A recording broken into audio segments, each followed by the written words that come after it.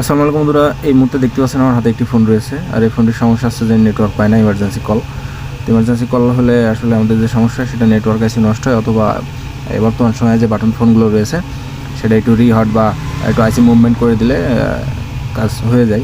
তো আমি প্রোটেকশন টিনটা খুলে ফেলে দেখি আসলে এটা কি সমস্যা।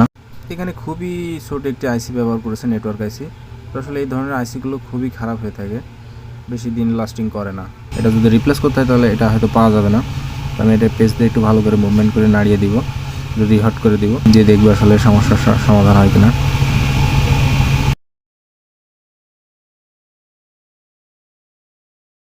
তো তারপর ফোনটা আমি বডিতে ফিটিং করে নিয়েছি, এখন ওপেন করে দেখি আমাদের নেটওয়ার্কে আসে কিনা।